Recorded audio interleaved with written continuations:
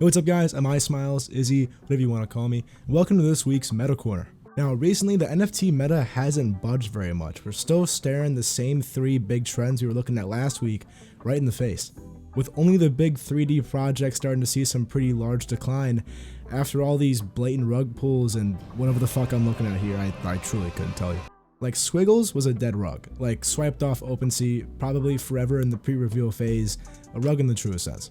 And to top it off, we had Hypebears pull off the biggest non-fungible catfish to date. We were promised a happy, bipedal, 3D walking bear, and we were instead given this cracked out Captain Underpants sidekick reject. So yeah, the 3D meta is pretty down bad right now, I'm not gonna lie to you. But in other news, the walking meta is still at a standstill. I can stop with these shitty jokes. It's in this weird phase where the projects pertaining to it haven't minted yet, so it hasn't died or grown from the possible success or failure of those main few. I'm talking invisible friends and imaginary ones. So until we see those guys mint and other little derivative projects spawn off their presumed successes, I can't really say whether or not this trend is going up or down. And the anime meta is pretty much in that same boat.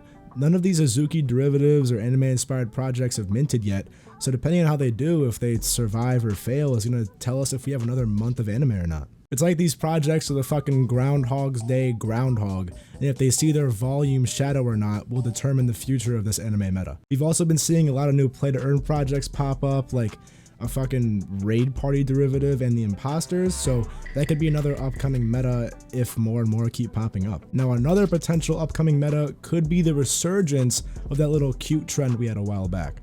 With Wonderpals getting all these huge collabs, the art style of Tasty Bones popping off, and Whiskers getting a shit ton of traction, it could be the perfect storm for another cute era.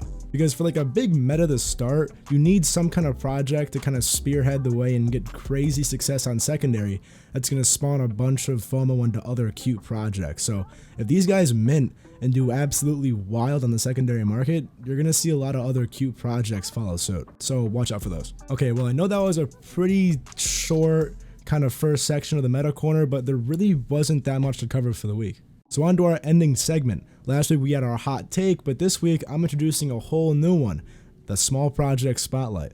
This is pretty much where I take a project that isn't getting the kind of traction I think it deserves. Maybe it's not really on meta right now, maybe the marketing isn't that good, whatever the case may be, I think it deserves more attention for what they're trying to do. Maybe they're trying to change the space, push the envelope, whatever. I like what they're doing and think they deserve more attention.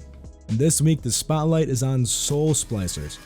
So Soul Splicers is a play-to-earn roguelike game with some really creative DeFi aspects to it. Now if you're not sure what a roguelike is, I'll put up some gameplay of a really popular one called Dead Cells that kind of follows the same art style and movement of it, so kind of watch that, and as I explain it, I hope you're going to get a pretty good understanding of what the game is like. Now this project seems heavily game first, which as I've said in a past video is wildly important for the success of a play-to-earn game. And I've actually talked with the founder for a while, and the guy just seems really genuine and highly motivated to put out a really quality product. So the DeFi mechanics in this game are found in the character you play as, which is an NFT, the tokens you earn, which are still being worked on in regards to if they're going to be publicly tradable or not, and finally, and probably my favorite out of all of them, the monsters you fight, which are also NFTs that other players can own. So how it works is you spend tokens to mint a monster NFT, and when you have one, it has a chance to be spawned into someone else's game when they start one. And if your monster just happens to kill the player, you will get all of the tokens that they're holding during that game session when they die. Now this also goes for bosses, but to mint a boss, you need to have a boss core, and you only get those by beating one in the game. And from what I've heard, this game and these bosses are going to be very hard. We like it. We like it a lot. And if these boss cores are also not publicly tradable, it's just going to push the envelope even more on this being a game first DeFi game, where to truly have success in it, you have to be good. I mean, it makes so much sense to me. I have no idea why a lot of other play to earn projects aren't following suit. Now to backtrack to the whole token thing, I personally really like the idea of these things not being publicly tradable, because it stops people from just mass buying up the tokens and spam minting the NFTs for the monsters. It just further pushes the idea that to have success, you need to be good, or you gotta spend all your money on the NFTs. And I mean, the tokens are also used to upgrade your character and all that kind of stuff, so being good at the game is gonna benefit you the most, which I absolutely love. Now back to the monsters you fight and the characters you play as. The monster NFTs will have a hard cap set on them for the mint. And this is because if there was an infinite number of monster NFTs, holders would have a very small chance for their NFT to be picked to be put in someone else's game. So not only does this give more value to holders, but it's also going to bring up the floor price on the monster NFTs in general, which again is just allowing people who are good at the game to get more success from it. Onto the characters, these will be rolled out in generations. So it's going to start off with generation 0, which will have a hard cap, but from what I remember talking to him with, I think the other generations will be unlimited, just to allow more people to play the game and once again allow monster NFT holders to have more chances to get their monster in someone else's game. This is all just really cool stuff, and there's also actually already some sneak peeks of gameplay and little characters and monsters to check out, so make sure you go to their Twitter and check those out if I haven't shown them all in the video. This project just screams potential to me. It could be that I just really like this game genre and I'm happy it's finally being put into Web3, but in any case, I think anyone can see this and think it's a good idea. Now the team behind the project actually isn't fully doxed, so there's a downside to look at, so make sure you keep that in mind.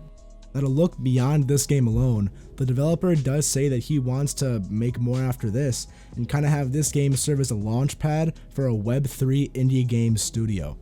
Fucking sick. So if all this stuff sounds cool to you, please go check out their Twitter and Discord and everything like that. I'm not sponsored by them or anything of the sort, nothing close. I just really have a passion for this project and can see it going far. I do kind of want to play the game, not gonna lie, but it's just a cool concept with I just think a bright future. But yeah, that'll do it for today's MetaCorner, guys. Thank you so much for stopping by. I know I kind of went on a little tangent with the whole game thing, but I'm really passionate about that stuff, so I'm going to talk about it a lot. So yeah, that's about it. Thanks for stopping by. Peace. If you gon' do it, then who can you not get? Yeah, if I just talk, nobody really doing. I'm not a yard, man, it's still beyond imitate. I got for me now, the free old room, no jack, that get the break, the walls. But then I fake, yellow, you're cool, you know.